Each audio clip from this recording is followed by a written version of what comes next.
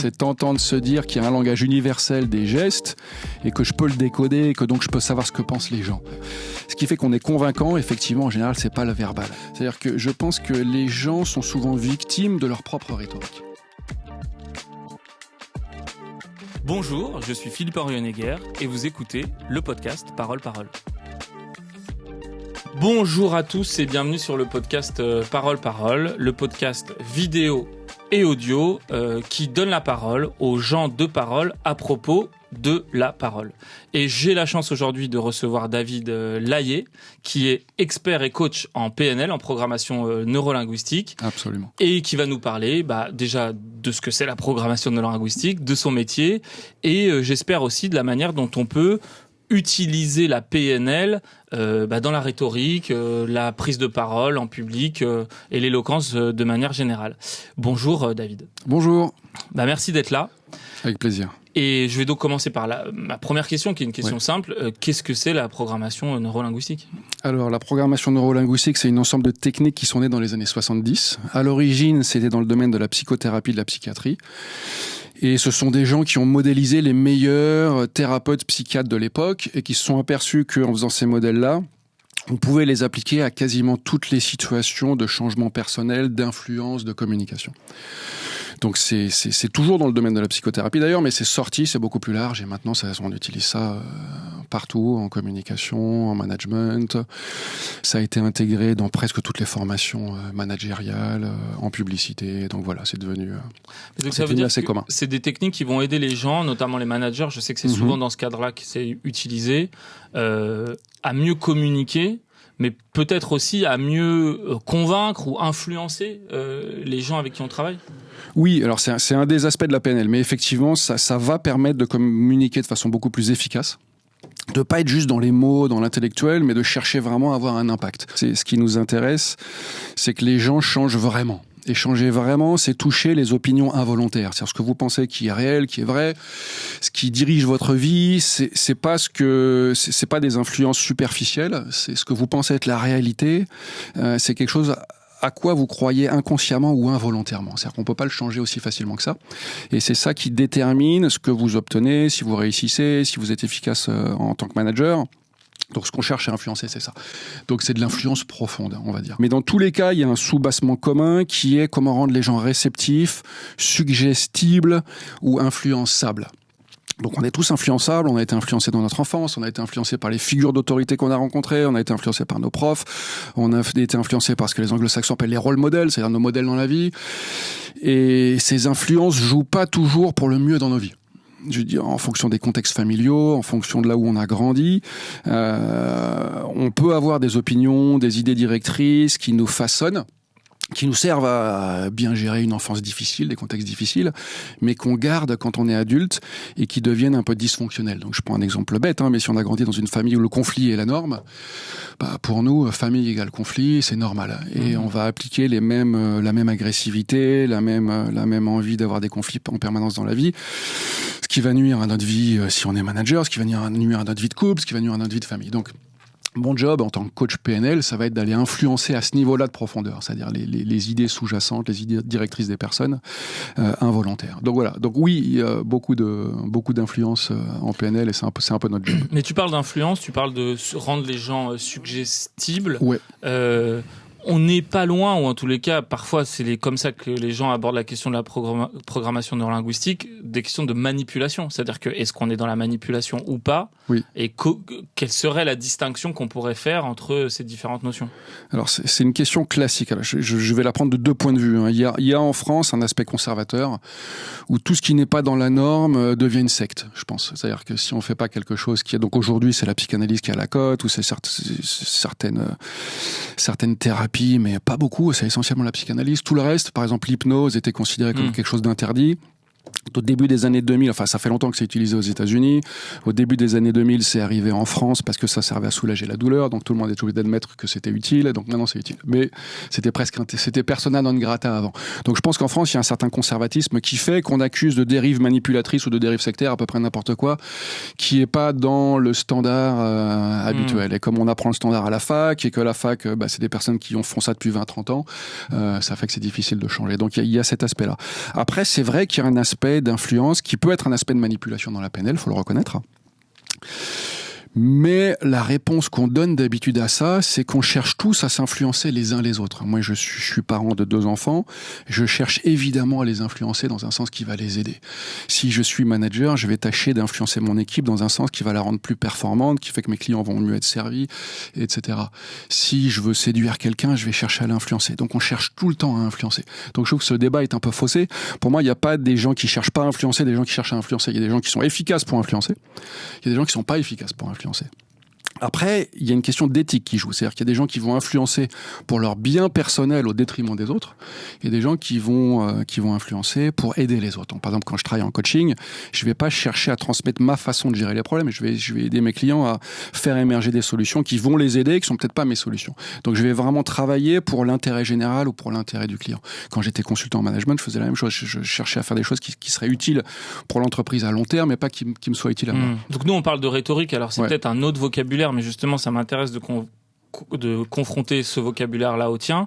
Est-ce que tu vois une différence? La rhétorique, c'est l'art de convaincre. Ouais. Est-ce que pour toi, il y a une différence entre influencer et convaincre? J'en vois pas.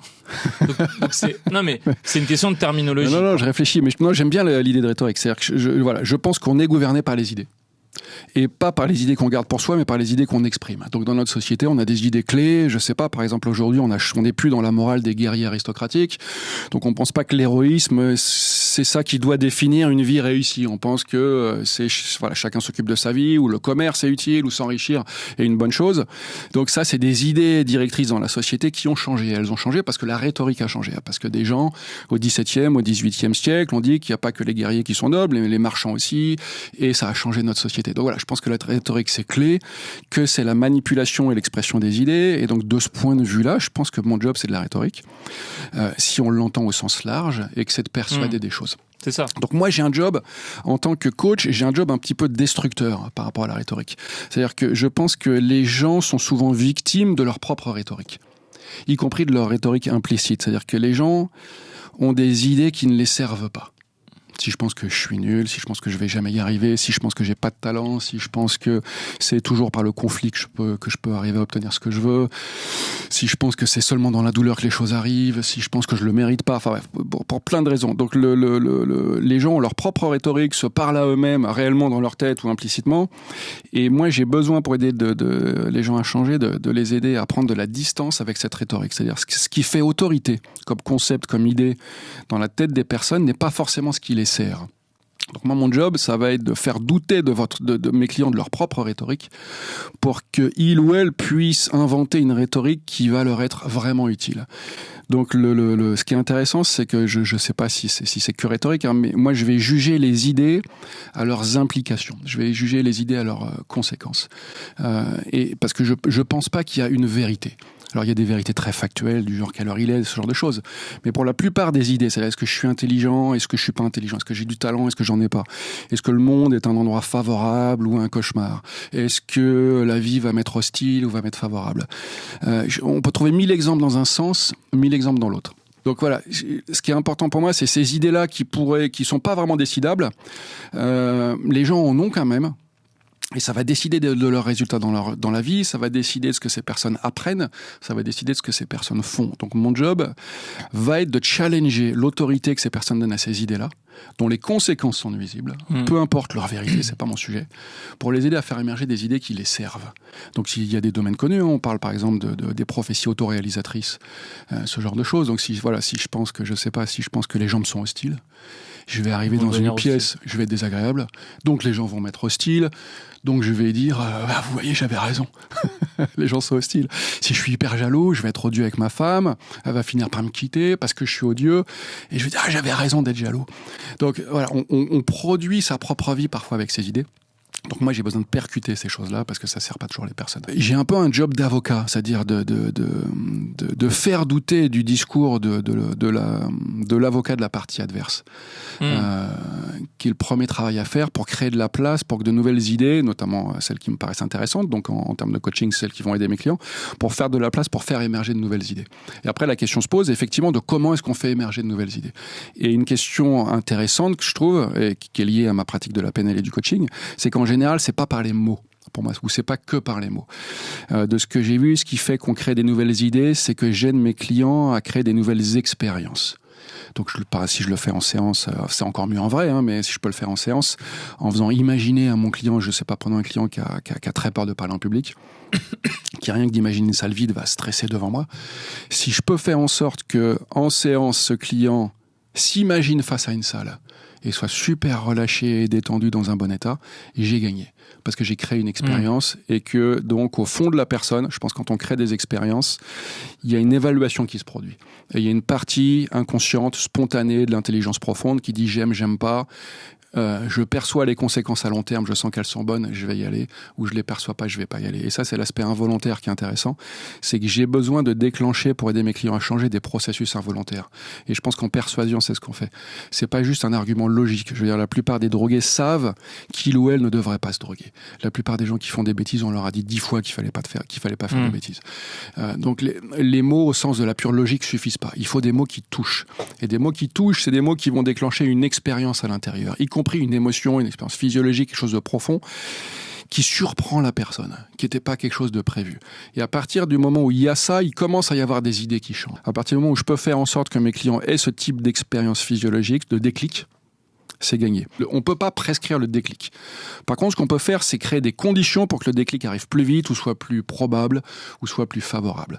Donc voilà, mon job, c'est ça. Ça va être de créer des conditions pour que les gens, d'eux-mêmes, changent et aient des nouvelles croyances qui leur soient plus utiles. Ce qui, je pense, est assez proche d'une plaidoirie. Oui. Après, ce qui est très intéressant, c'est que tu parles, et c'est normal parce que c'est ton job, beaucoup de comment tu fais travailler tes clients qui viennent te voir pour que eux soient dans des bonnes conditions pour réussir à convaincre. Et ce que tu nous dis, c'est faut d'abord que j'arrive à faire changer les gens pour que eux-mêmes ensuite ils puissent réussir à aller là où ils veulent en termes de capacité à convaincre et à communiquer. Absolument. Mais il y a un autre pendant aussi qui est celui de la programmation neurolinguistique, moi qui m'a beaucoup intéressé en tant qu'avocat, c'est-à-dire des techniques qu'on peut utiliser cette fois pour convaincre, c'est-à-dire pas simplement se mettre en condition pour être convaincant, mais carrément utiliser des techniques concrètes pour réussir à convaincre. Comme la synchronisation. Par exemple, on va en parler après, mais il y a d'autres concepts qui sont très intéressants en programmation neurolinguistique. J'ai l'impression d'ailleurs que quand on rentre en PNL, c'est ces concepts-là qu'on évoque toujours.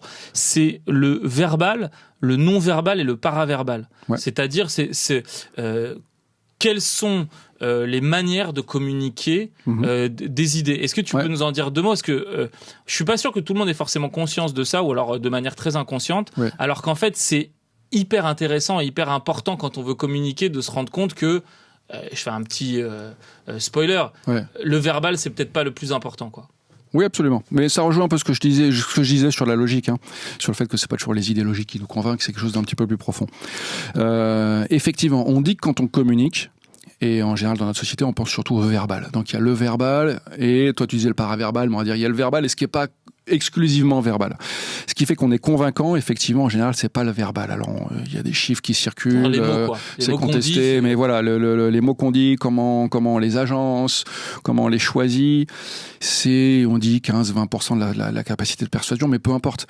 Ce qui va compter le plus, c'est tout ce qui entoure ça, c'est le contexte. Donc, et le contexte concret, c'est le ton de la voix, c'est le rythme de la voix, c'est où est-ce qu'on met les silences, c'est les gestes qui sont associés, c'est comment la personne respire à quel moment, c'est la posture, c'est le volume, voilà. Donc il y a toutes les caractéristiques, on va dire musicales, la prosodie, les caractéristiques musicales de la voix. Et tout le reste, tous les mouvements corporels, mais ça peut être plus large, le costume, ça peut être plein de choses. Et la capacité de persuasion va beaucoup dépendre de ça.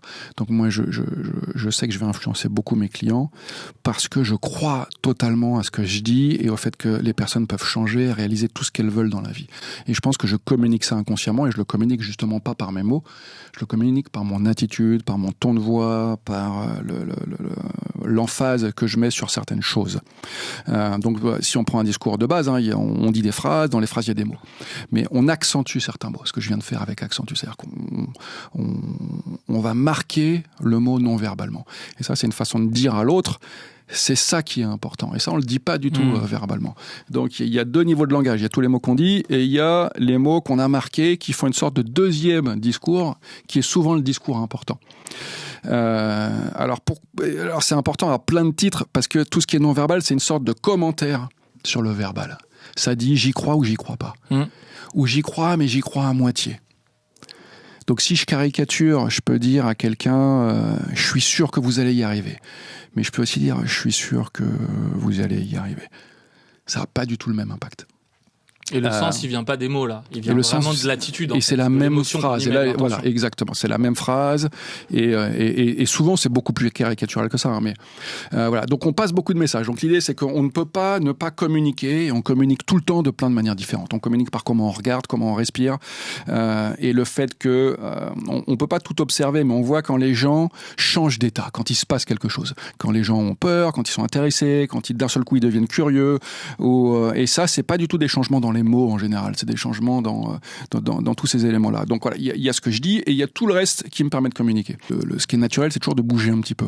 Mais quand il se passe quelque chose d'important, les gens se figent légèrement. Donc moi, je repère ça parce que ça veut dire qu'il se passe quelque chose d'intéressant et de plus important chez la personne. Donc voilà, ça c'est l'aspect extérieur. Donc je communique tout ça. Et il y a un pendant intérieur, c'est ce que je vis. Donc en général, si je suis pas capable d'exprimer de façon de faire en sorte que tous ces éléments non verbaux aillent dans le même sens que le verbal, je vais moins être convaincant, je vais perdre en charisme. Je pense qu'une des définitions du charisme, c'est juste qu'on a tout aligné. Ce qu'on dit et ce qu'on pense réellement, involontairement. Et que ça s'exprime. Donc tous les messages qu'on passe, les messages verbaux et les messages non verbaux, paraverbaux, vont dans le même sens. C'est un corrélat intérieur. C'est-à-dire ce que je pense à l'intérieur, j'ai pas de doute. En fait, en général, si j'ai un doute, ça va se sentir quelque part. Il y a quelque chose qui va changer, quelque chose dans ma voix qui va changer, quelque chose dans mes gestes qui va changer. Et donc voilà, c'est lié aussi à l'expérience intérieure. Donc c'est les 2 aspects. Et ça revient un peu à ce qu'on disait tout à l'heure sur la manipulation, c'est-à-dire que si on part du principe que c'est parce qu'on est convaincu de quelque chose qu'on va être plus convaincant, c'est parce qu'on est sincère et authentique qu'on va réussir à toucher les gens en face. Finalement, on est forcément moins convaincant quand on essaye de manipuler parce qu'on n'y croit pas vraiment. Absolument. Et c'est en ça que je trouve ça passionnant quand on commence à s'intéresser à cette question du verbal et du non-verbal. Une des choses qu'on apprend dans la programmation neurolinguistique, c'est aussi à décrypter le langage corporel, je sais pas si on peut le dire comme ça, l'attitude des personnes pour soi-même récupérer des informations qui vont nous permettre d'adapter notre discours à l'interlocuteur en face. Totalement. Donc moi je vais beaucoup parler, mais ce que je vais regarder, c'est pas du tout j'attends pas des réponses. J'attends de voir exactement ce que tu dis. C'est-à-dire comment les gens vont réagir, qu'est-ce qui va changer, qu'est-ce qui va les provoquer. Et si les personnes se retiennent et cherchent à cacher, je peux pas vraiment travailler. Donc moi j'ai besoin de travailler avec ce que les gens pensent vraiment. Et je le vois avec le non-verbal. Donc je le vois avec ça. Je le vois avec les. Est-ce qu'il y a des règles? Je sais qu'on se pose parfois la question. Tu sais, il y a des séries télé. Je sais plus, c'est Le Mentaliste, je crois.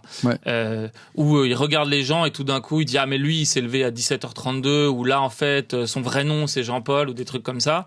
Est-ce qu'il y a des vraies techniques secrètes comme dans les séries télé qui fait qu'on peut vraiment deviner des choses en regardant les gens? Ou c'est d'ailleurs ce qu'on voit quand on voit des spectacles de mentalisme. Les gens ils disent vous avez choisi la page 273 du livre. Ah ouais c'est ça, c'est incroyable. Ça existe vraiment ça dans la PNL? Oui et non, c'est difficile d'avoir je peux pas avoir une réponse univalente là-dessus. Il n'y a pas un langage non verbal. Par contre, tout ce qu'on pense à l'intérieur va se voir à l'extérieur. Donc en un sens, oui, tu peux deviner tout ce que les gens pensent si tu les connais.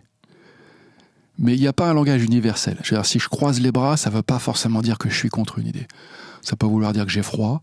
Ça peut vouloir dire que c'est ce que je fais quand je réfléchis. Ça peut vouloir dire... Enfin, voilà, c'est parfois l'erreur, parce que c'est tentant, parce que c'est un peu, je pense, un fantasme de toute puissance. C'est tentant de se dire qu'il y a un langage universel des gestes et que je peux le décoder et que donc je peux savoir ce que pensent les gens.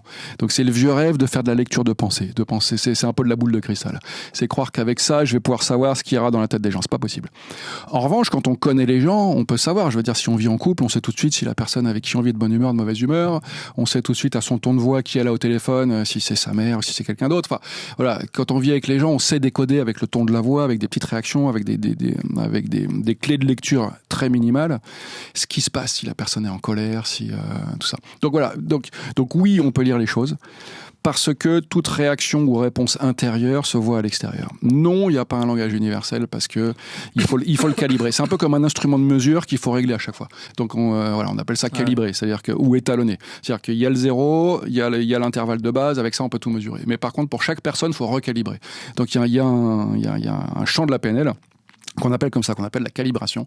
Et avec tous nos clients, on observe beaucoup pour justement apprendre à repérer quand il se passe quelque chose. Donc oui, le langage non verbal est révélateur. En revanche, il n'est pas révélateur de façon universelle. C'est pas juste quelque chose. Alors, il y a une discipline, je crois, qui s'appelle la synergologie, qui prétend ça. À ma connaissance, c'est faux. Et les travaux sur les émotions en neurologie confirment que c'est faux. C'est-à-dire ce que les travaux sur les émotions sont en train de montrer, c'est que si on prend, je sais pas, le bonheur, la tristesse, la colère, la curiosité, on prend des émotions un petit peu basiques. La signature physiologique de ces émotions-là, selon les personnes, est complètement différente. Certains ont le cœur qui accélère, d'autres le cœur qui ralentit. Certains, c'est la pression, certains, les joues deviennent rouges, on transpire légèrement. Enfin bref, voilà, la signature physiologique des émotions est pas la même. C'est une gradation. Ouais. Parfois l'erreur, parce que c'est tentant, parce que c'est un peu, je pense, un fantasme de toute puissance. C'est tentant de se dire qu'il y a un langage universel des gestes et que je peux le décoder et que donc je peux savoir ce que pensent les gens. Donc c'est le vieux rêve de faire de la lecture de pensée. C'est un peu de la boule de cristal. C'est croire qu'avec ça, je vais pouvoir savoir ce qui ira dans la tête des gens. C'est pas possible. En revanche, quand on connaît les gens, on peut savoir. Je veux dire, si on vit en couple, on sait tout de suite si la personne avec qui on vit est de bonne humeur, de mauvaise humeur. On sait tout de suite à son ton de voix qui elle a au téléphone, si c'est sa mère, si c'est quelqu'un d'autre. Enfin, voilà. Quand on vit avec les gens, on sait décoder avec le ton de la voix, avec des petites réactions, avec des clés de lecture très minimales, ce qui se passe si la personne est en colère, tout ça. Donc voilà. Donc oui, on peut lire les choses. Parce que toute réaction ou réponse intérieure se voit à l'extérieur. Non, il n'y a pas un langage universel parce que il faut le calibrer. C'est un peu comme un instrument de mesure qu'il faut régler à chaque fois. Oui, parce que moi, tu vois, je suis avocat pénaliste. Donc, je passe ma vie à essayer de convaincre des gens, des juges, des jurés. Ouais. Et donc, je me demande, mais est-ce qu'il y a une technique pour comprendre, par exemple, ce que les jurés se disent au moment où je leur parle? Ouais. Et est-ce que dans la programmation neurolinguistique, alors j'ai compris que chacun est un peu différent, mais il y a aussi cette idée de calibration, c'est-à-dire que si on passe suffisamment de temps à observer une personne, au bout d'un moment, on peut réussir à se dire, lui, quand il lève les yeux en l'air, ça veut dire qu'il est pas content. Elle, quand elle croise les bras, ça veut dire qu'elle est d'accord. Et ensuite, je peux m'adapter à ça, quoi. Oui, absolument. C'est pas une garantie, donc ça va être un travail, ça va être à établir. Après, je pense que c'est le devoir de tout bon professionnel d'utiliser toute l'information disponible. Donc, quand on observe les jurés, il y a de l'information disponible. Quand est-ce que, par exemple, une phrase, un mot, quelque chose fait réagir. Faire réagir, ça peut être la personne se met à bouger ou se met à arrêter de bouger. Ce qui est intéressant avec un groupe aussi, c'est d'observer est-ce que des personnes influencent le groupe. Et à quel niveau? Est-ce que certaines personnes ont l'air d'avoir un ascendant sur les autres? Et encore une fois, c'est pas une garantie, mais est-ce que si quelqu'un, par exemple, est-ce que si tout le monde est au fond de la chaise et quelqu'un se met les coudes sur la table et s'avance, est-ce qu'il y en a trois qui, sans le savoir, inconsciemment suivent? Est-ce que quand il y en a un quand tout le monde bavarde entre eux, mais qu'il y en a un qui parle, tout le monde se tait? Voilà. Donc il y a des dynamiques non verbales à observer, surtout quand elles sont involontaires. Donc ça rejoint ce qu'on disait tout à l'heure. Quand c'est involontaire, que c'est spontané, c'est intéressant parce que souvent ce qui est involontaire est quand même structuré. Structuré, c'est-à-dire que ça se reproduit, c'est-à-dire qu'il y a une certaine récurrence. Donc dès que c'est structuré, on peut l'utiliser comme un outil, c'est-à-dire qu'il y a une certaine prévisibilité et on peut tâcher de l'influencer. En rhétorique, ce que j'aime bien dire, c'est que pour pouvoir bien parler, il faut d'abord savoir bien écouter. C'est-à-dire que, alors, ça va pas aussi loin que ce que vous dites sur la programmation neurolinguistique, mais je trouve que ça le recoupe. C'est-à-dire que, à partir du moment où on est sincèrement dans l'écoute de celui à qui on parle, en fait, presque inconsciemment, ça va aussi orienter la manière dont on va parler et ce qu'on va dire parce que et je vais utiliser un terme à dessein, quelque sorte, on se synchronise avec celui qui est en face et donc on arrive à trouver un terrain commun de communication. Ça amène ma question, c'est que il y a un concept qui est très important dans la programmation neurolinguistique qui s'appelle la synchronisation. Est-ce que tu peux nous expliquer un peu ce que c'est? Et surtout, il se trouve que ça peut avoir des applications très concrètes. Je prends un exemple, mais comme ça nous permet de parler de ça. Dans les entretiens d'embauche. Ouais, absolument. Donc la synchronisation, le contexte, c'est créer la réceptivité chez l'autre. Hein. Donc à l'origine, la synchronisation, ça vient de l'observation des thérapeutes, qui était que dans une heure de thérapie, il y avait 50 minutes où le client et le thérapeute tournaient autour, ça apprenait à s'apprécier. Hop, il y avait 10 minutes de vrai boulot. Donc les créateurs de la PNL se sont dit, il faut qu'on inverse le ratio. Il faut qu'il y ait 10 minutes où on apprend à se connaître et 5 minutes où on bosse. Donc l'idée, c'est comment est-ce qu'on peut créer le plus vite possible cette connexion entre les deux personnes pour que quand je parle, ça ait un vrai impact. Et que voilà, ça soit considéré, ça veut pas dire que ça soit accepté, hein, mais ça veut dire que ça soit considéré un peu profondément par la personne. Donc le but de la synchronisation, c'est ça, c'est qu'on s'est aperçu que quand les gens sont hyper réceptifs l'un à l'autre, les deux personnes ont tendance à se synchroniser, et notamment à se synchroniser avec les variables non verbales que tu citais tout à l'heure. Donc à avoir relativement la même position, à avoir des tons de voix, des rythmes de voix qui se rapprochent. Et c'est ce qu'on fait quand on s'entend bien avec quelqu'un, quand on a confiance. Donc nous, on l'utilise de façon un petit peu artificielle pour accélérer cette confiance-là. Et en se synchronisant, on casse cette barrière avec l'autre. C'est un petit peu comme si on parlait directement dans leur tête. Une autre métaphore, c'est les langues étrangères. C'est-à-dire que les gens sont plus réceptifs si vous parlez leur langue maternelle. Donc il y a un aspect synchronisation non verbale, mais il y a aussi un aspect synchronisation verbale. Je vais pas forcément chercher à challenger leurs idées profondes, mais plutôt à les utiliser. Donc je vais écouter les personnes pour aussi observer les aspects structurels de ce que les personnes disent ou comment les personnes pensent, pour me dire ok, comment est-ce que je peux utiliser ça pour les aider à changer. Je sais pas si c'est un truc bête, hein, si quelqu'un est super perfectionniste, je vais pas lui dire d'arrêter d'être perfectionniste. Je vais lui dire d'être vraiment perfectionniste. C'est-à-dire si on est perfectionniste, on fait pas son boulot. Parce qu'on veut être perfectionniste. Mais c'est de l'imperfection, typiquement. Donc je vais dire aux gens, écoutez, non, soyons sérieux, soyez vraiment perfectionniste. Et donc faites votre boulot. Être perfectionniste, c'est l'être moins, quoi. Exact. Donc on va essayer d'aider les personnes, enfin de réussir, on appelle ça de l'utilisation, hein, cette technique d'hypnose à la base, où en hypnose on utilise tout ce qui se passe, on utilise comment les gens pensent, on utilise des bruits qui viennent de la rue et on les intègre dans notre truc. Donc voilà, on va utiliser au maximum la façon dont les gens pensent. C'est un peu comme de l'aïkido, là. Vous utilisez la vitesse, la force de l'adversaire pour pas forcément pour la retourner contre la personne, mais pour l'utiliser à d'autres fins. Et donc pour reprendre mon exemple de l'entretien d'embauche, ça veut dire, tu me corriges si je me trompe, hein, mais ça veut dire que quand je vais arriver face à l'éventuel recruteur, je prends un peu la même tonalité que lui. S'il parle très vite, je parle un peu plus vite. S'il est les bras croisés, je me mets les bras croisés. S'il a un vocabulaire très technique dans un domaine, j'essaye d'aller épouser son vocabulaire pour accompagner... pour l'idée justement c'est ça, c'est de trouver une synchronisation avec lui, qu'on soit sur un terrain commun et après enfin on va pouvoir faire passer les idées, quoi. Et toi tu parlais d'écoute, hein, mais pour moi on peut le retraduire en langage de tous les jours en disant que c'est juste de la vraie écoute. C'est-à-dire que j'écoute pas seulement les mots avec mes oreilles ou avec juste mon cerveau linguistique, j'écoute avec tout mon corps. C'est-à-dire vraiment écouter quelqu'un, c'est se rendre disponible à quelqu'un. C'est-à-dire si j'écoute vraiment quelqu'un, je fais un effort pour rejoindre la personne là où elle est. Si on fait ça, il y a pas un peu le risque quand même que celui en face il se dise qu'on est en train de le singer et qu'au bout de 5 minutes mais qu'est-ce qu'il fait à m'imiter en permanence? Si, c'est ça, faut pas être con. Non, si on le fait de façon caricaturale, c'est pas bon. En fait, j'ai jamais vu quelqu'un réagir au fait qu'on singe la personne. C'est-à-dire, si on regarde les gens dans la rue, dans les cafés, les gens peuvent être exactement dans la même position sans jamais s'en rendre compte et sans que ça soit singé. Ce que j'ai vu qui se passe, par contre, c'est que quand on veut imiter l'autre, des fois, on quitte l'interaction. Sans le vouloir, on se désynchronise à un niveau inconscient. Parce qu'on va se synchroniser, on va se synchroniser consciemment sur la voix, par exemple, et on va se désynchroniser sur tout le reste parce qu'on se focalise que sur la voix. Et donc ça, les autres le sentent et le prennent mal, parce que là, ils disent, t'es là ou t'es pas là. T'es plus avec moi. Et donc ça, les gens le sentent. Moi, je le confesse, quand j'ai appris cette technique en lisant dans les livres, je l'ai testé plusieurs fois. Et déjà, oui, les gens s'en rendent pas du tout compte, mais parce qu'en fait, on n'est pas en train de singer, on est plutôt en train de juste vraiment être avec la personne en face. Et surtout, il faut le dire, c'est extrêmement efficace, quoi. Ouais, totalement. Moi, j'ai fait beaucoup d'entretiens au téléphone. Un de mes premiers jobs, c'était d'interviewer des députés, des sénateurs, des gens assez haut placés. Et j'avais 25 ans, j'avais pas beaucoup de trucs, donc il fallait que je sois bon en communication. Et là, pour le coup, je m'amusais à singer complètement, parce que les gens connaissaient pas ma voix d'avant. Donc si quelqu'un avait une voix très grave, je disais oui, bonjour, c'est David Laillé. Jamais personne m'a dit vous vous foutez de moi. Donc si les gens connaissent pas la voix habituelle, ça passe. Et les résultats étaient incroyables, ça marchait trop bien. C'est-à-dire, j'avais des gens qui étaient haut placés, qui commençaient à me faire des blagues au bout de 5 minutes, et j'avais pas du tout anticipé ça. Je savais pas du tout comment gérer, parce qu'en fait, je savais pas être cool. Donc voilà, ça marchait trop bien, mais je l'ai vachement bossé. Et oui, c'est super efficace. Et pour que ça soit bon, il faut que ça soit inconscient. C'est-à-dire que une partie des compétences, enfin certaines compétences, on les apprend directement de façon inconsciente. Hein. Si on est immergé dans un pays étranger, on va apprendre à parler. Mais d'autres compétences, ça passe passe par une phase consciente.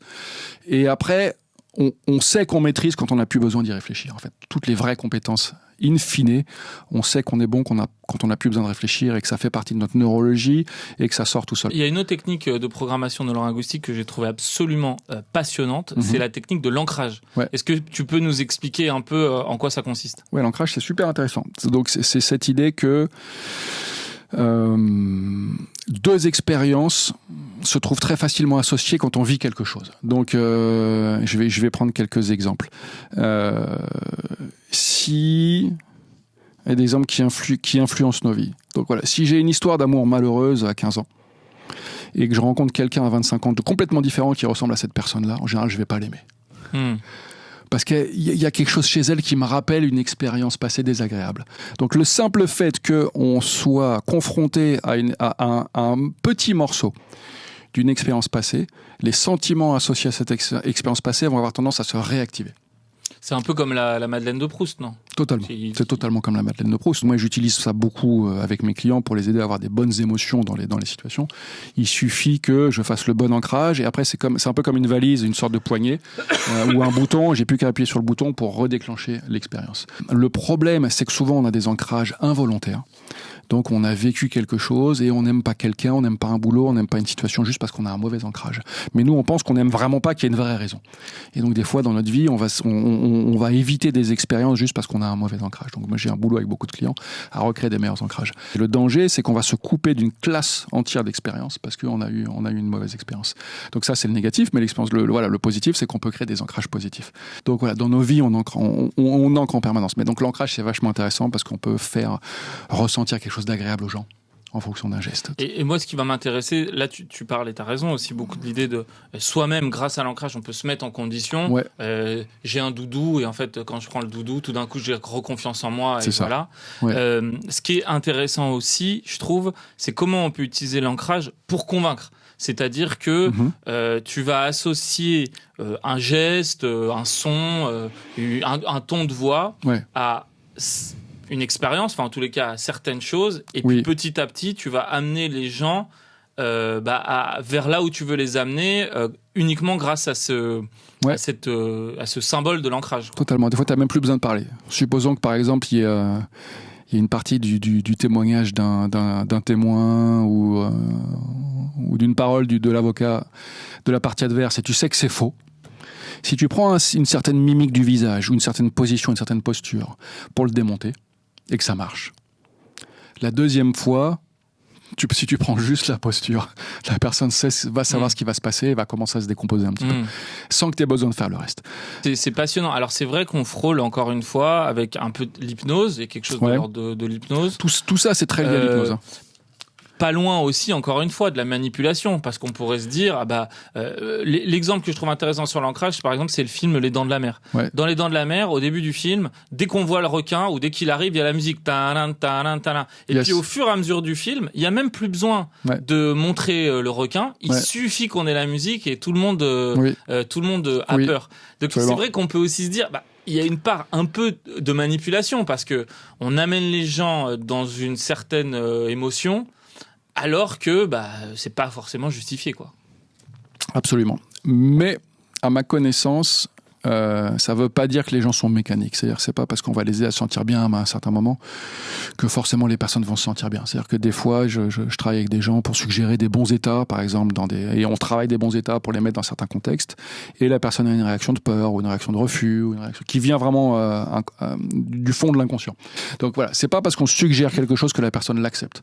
Le maximum qu'on peut faire, c'est suggérer. Donc, quand on fait un ancrage, on suggère sens-toi heureux maintenant, sens-toi doute maintenant, etc. Mais ça veut pas dire que les gens sont mécaniques et vont forcément vous croire. Oui, j'ai discuté parfois avec des gens qui font de l'hypnose et qui disent souvent en fait, on peut pas hypnotiser quelqu'un qui a pas envie. Totalement. S'il résiste, c'est pas comme les films, attention, vos paupières sont lourdes et boum, quoi. Et moi, je pense même que sous transe hypnotique, on peut moins influencer les autres. Parce qu'on va leur dire quelque chose, si ça les intéresse pas, ça va passer à autre chose. J'aime bien cette idée de suggestibilité et de suggestion. C'est-à-dire que on manipule pas les gens, on force pas des idées dans la tête Oui. des gens, c'est en fait, on les met dans un état pour qu'ils puissent accepter ce qu'on a envie de leur suggérer, et Oui. puis ensuite on leur suggère. Et s'ils veulent l'accepter, ils l'acceptent. Oui. S'ils veulent pas l'accepter, ça marchera pas. Oui. Je sais pas si tu connais ce truc. Après, je te laisse, mais Ouais. c'est la théorie des nudges. Ouais, c'est un peu ça. Absolument. Alors je le dis pour les gens, mais Oui. c'est nudge, ça veut dire le coup de pouce. C'est-à-dire ces micro-techniques Mhm. qui font qu'on va un tout petit peu pousser quelqu'un vers quelque chose, presque inconsciemment, pour que Oui. ça marche. L'exemple le plus connu, je sais pas si tu connais, c'est je crois dans les toilettes aux C'est vrai, Pays-Bas. les mouches. Ouais, les gens, les hommes faisaient pipi un peu partout à côté Mhm. des toilettes. Et à un moment donné, ils ont dit tiens, on va mettre une fausse mouche au fond de l'urinoir. Mhm. Et tout d'un coup, ça a été des résultats spectaculaires. Tout le monde s'est mis Avisé. à viser et à faire pipi au bon endroit. C'est Et vrai. voilà, c'est ça le nudge, quoi. C'est vrai. Dans l'internet, ils l'utilisent tout le temps. C'est-à-dire qu'on des fois, on va vous demander un opt-out. C'est-à-dire que si vous voulez pas qu'on fasse ceci ou cela, appuyez sur le bouton pour dire non. Et par défaut, ça continue. Ouais. Donc c'est plus compliqué de dire non. Et donc voilà, c'est un petit nudge, c'est-à-dire que voilà, on les pousse dans un certain sens en disant t'es libre de choisir, mais quand même que par défaut, on t'a déjà présélectionné quelque chose. Ça, c'est aussi une forme de nudge et ça marche pas mal. Et ça peut être un peu limite, hein, mais c'est pas bête d'influencer. C'est pas bête d'influencer les gens dans un bon sens de toute Et façon. c'est vrai que c'est intéressant parce que effectivement la PNL, qui est quand même récente quoi dans l'histoire et de la rhétorique et de l'art de la communication, elle va utiliser la psychologie, l'hypnose, enfin toutes ces théories, enfin toutes ces techniques un peu modernes pour atteindre ces objectifs-là. Alors on a parlé du non-verbal et du verbal, on a parlé de l'ancrage, on a parlé de la synchronisation. Est-ce qu'il y a une autre technique secrète quoi de programmation neurolinguistique que tu pourrais nous livrer et qui pourrait aider les gens à être plus convaincants, plus meilleurs dans la communication? Ouais, il y en a une qui est hyper utile, que j'utilise tout le temps, c'est les métaphores. C'est-à-dire que pour expliquer quelque chose, au lieu de l'expliquer uniquement de façon logique, on va l'expliquer de façon illustrée. Donc si j'ai des gens, et c'est souvent le cas, que les problèmes viennent des gens qui forcent, qui mettent trop de volonté, qui veulent passer en force. C'est-à-dire ça résiste, il y a la clé dans la porte tourne pas, et donc je vais tourner comme un malade, et en fait je vais casser la clé au lieu d'avancer. Donc voilà, typiquement une métaphore. C'est ce que j'allais dire. Donc moi je vais souvent leur dire, la métaphore que j'utilise, c'est qu'on fait pas pousser une plante en tirant sur la tige. On crée les conditions pour que la plante pousse, c'est-à-dire qu'on va la bouger, on va lui donner la bonne lumière, on va lui donner la bonne terre, on va l'arroser. Mais normalement, quand il y a un changement, ça se produit tout seul. Le déclic, c'est simple. Donc on va être hyper actif et agressif dans le fait de créer des bonnes conditions. Mais voilà, ça va se faire tout seul. Et souvent, on change comme ça parce que quelqu'un a dit une idée, on dit oh putain, ça va changer ma vie si je pensais comme ça. C'est une idée puissante. Et les métaphores aident à faire ça de façon hyper facile. Et l'intérêt de la métaphore, c'est que c'est pas moi qui lui fais la traduction. Je propose l'image.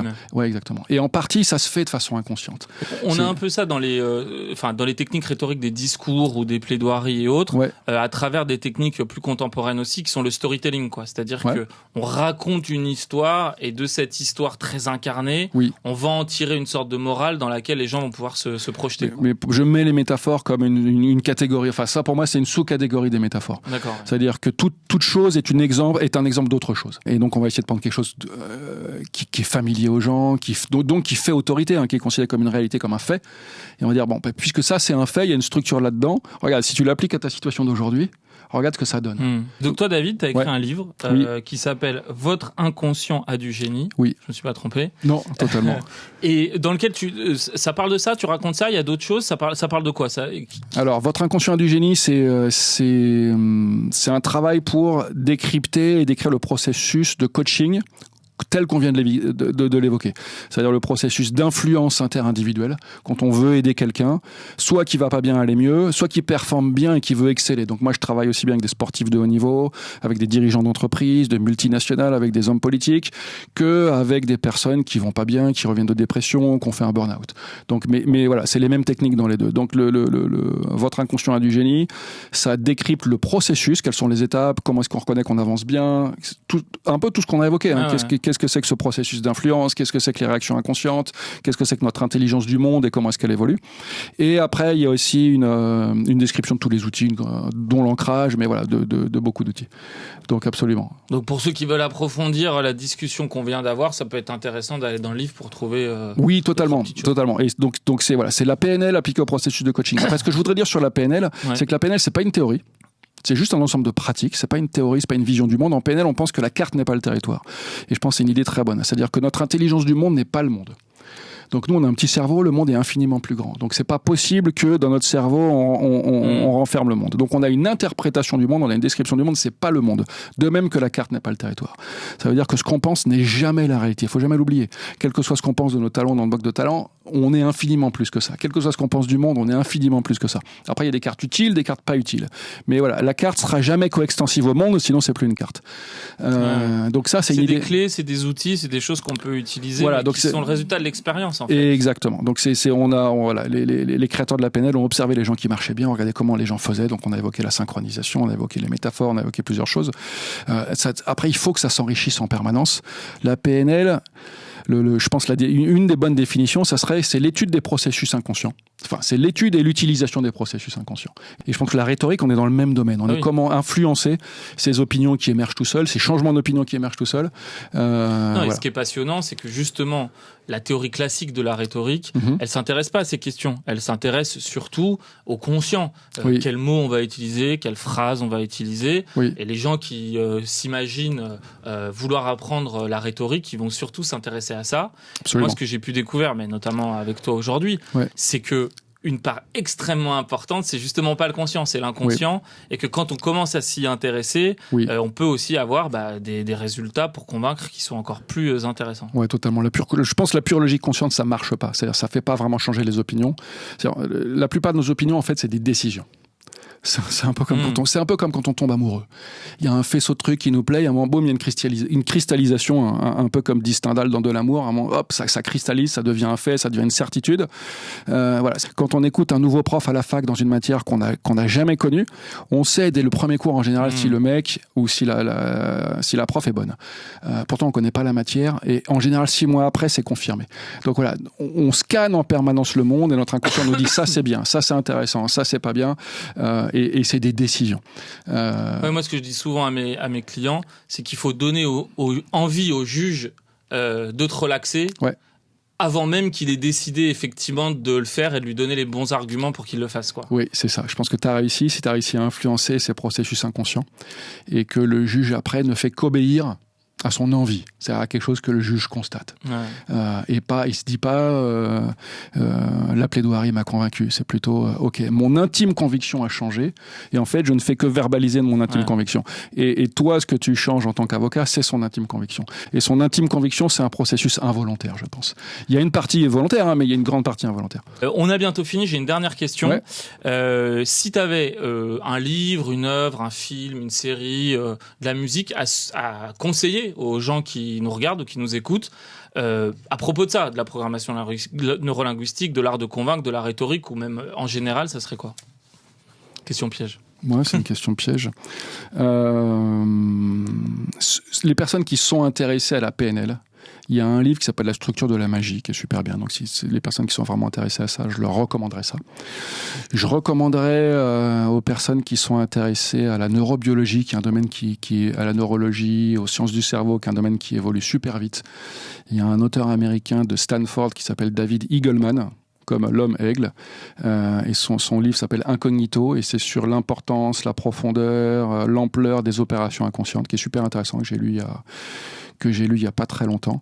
Je recommanderais pour la rhétorique un livre d'économie et de sciences politiques d'une dame qui s'appelle McCloskey, qui s'appelle, je pense que je l'ai quelque part, je regarde, je l'ai là, qui s'appelle Bourgeois Equality. Alors c'est pour les gens qui ont un peu de temps, hein. Il y a quelques pages, mais c'est justement comment notre monde d'aujourd'hui, notre société marchande d'aujourd'hui a été façonnée dans les 5 derniers siècles non pas par l'économie, non pas par la politique, mais par des idées. Comment la rhétorique ont changé et ont façonné le monde dans lequel on vit aujourd'hui, et sa thèse en fait, c'est que c'est la rhétorique qui nous a rendus riches, qui a fait que nos sociétés occidentales sont devenues riches avant les autres, mais pas juste riches un tout petit peu, plus 50%, mais fois 200 en fait. Donc il y a eu un enrichissement phénoménal, et que le facteur clé décisif, c'est les idées, mais surtout les idées exprimées, donc la rhétorique.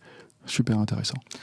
Merci beaucoup David. Merci à tous ceux qui nous ont regardé jusque-là, d'avoir regardé cet épisode de Parole.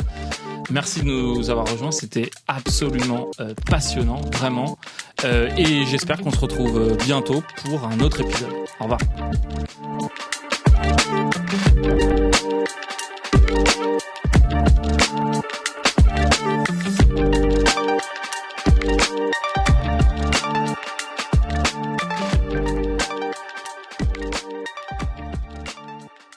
Si vous avez aimé le podcast, si vous voulez voir les épisodes suivants ou regarder les épisodes précédents, vous pouvez vous abonner évidemment à la chaîne YouTube. Il suffit de cliquer par là en dessous et puis suivre l'actualité du podcast. À bientôt.